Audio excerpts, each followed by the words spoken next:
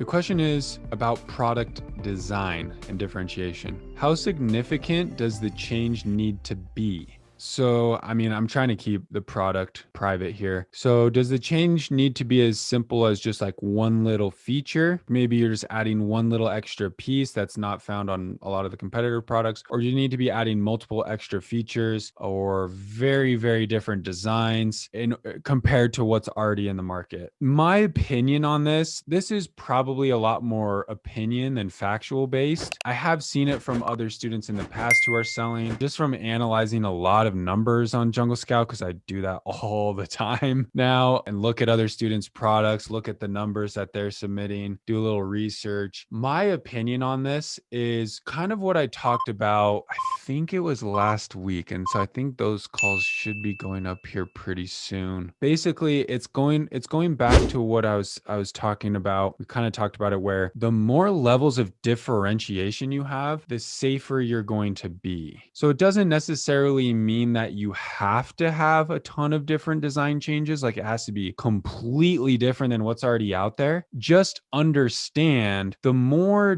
differentiation you have, the safer you're going to be from copycats, hijackers, counterfeits, and the safer you're going to be from price wars. The issue that you could really run into, let me see if I can just let me try and think of a product. So my point with this is, again, the more differentiated you are, whether that's designs. So like for this type of product, it's actual design on the product. So like, what are your patterns? This pattern right here is a all these patterns are very common, right? Polka dot, chevron. There's a lot of people who sell polka dots, a lot of people who sell this pattern. It's not super unique. However, this one is pretty unique. Like, this is a pattern that's probably you're not going to find anywhere else. So again, like, how different your design is, the safer you're going to be from people just coming out and selling the same polka dot gray swaddle that you're selling. Now, that's just the design factor. Now, if we think about other points of differentiation, like look at the shape of both of these right here. They're pretty much the same swaddle. The way they Velcro, they even have, you can probably barely see it, but they have these little like tabby things, and these ones also have it. Now, these ones look a little more rounded, but it's essentially the exact same design. Overall design engineering of the product itself. And so once you get into like this type of thing where you're like selling the exact same design, it's got the same Velcro, same patterns as everyone else, you're going to be more susceptible to pricing and price wars, meaning in order to compete, you're going to have to be the lower price. So that's what you're seeing this brand. This is kind of the strategy this brand is deploying.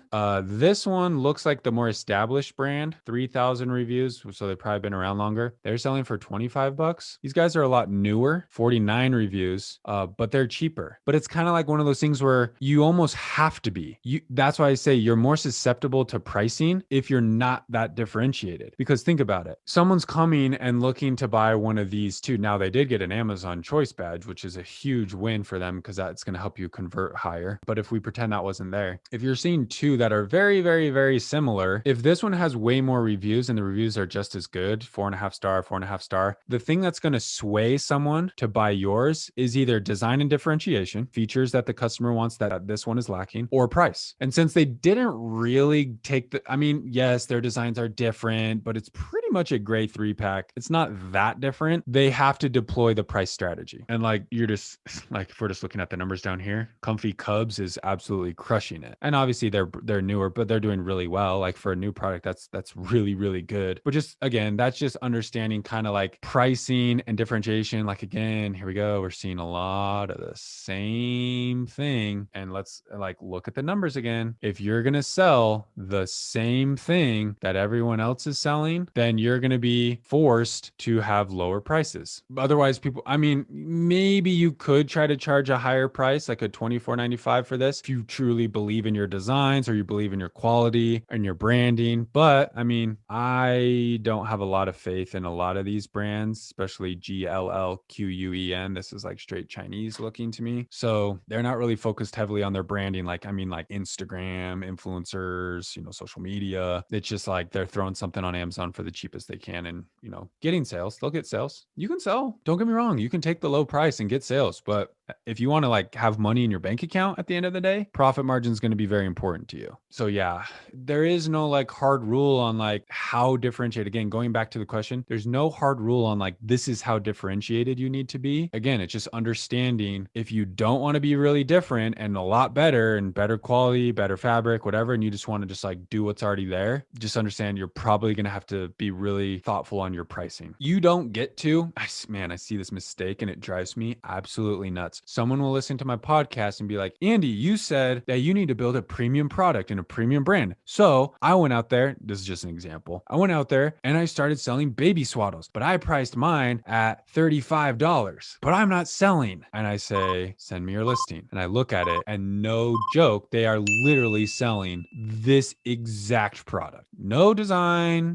solid color, polka dot and stripe, 3-pack of gray, exactly the same as these guys. Now, what makes you think, and this is a brand new business, right? These are brand new sellers. What makes you think that just because you slap a $35 on there, that customers are gonna want to buy yours? If it looks the exact same as other people's, they're not. Like, that's just common sense. And so I think it's funny that people think, oh, I just get a price higher and be premium, but I don't have the features or the quality to back it up or the branding. Like, if you are going to be the exact same, like literally this is what you're going to sell, but you're going to sell it for 35, man, you better be hustling interest to move this product. Meaning you better be sending it out to moms, giving it to influencers, doing influencer shout outs, posting on Instagram with the best photos you can. Because if you decided that you don't want to beat them on quality and features and you just want to sell exactly what they're selling, you have to brand better. But even then, it's like people will catch you eventually. Eventually, word will get out that you're literally selling the exact same crap that other people are selling on Amazon for $15 and you'll be out of business. So just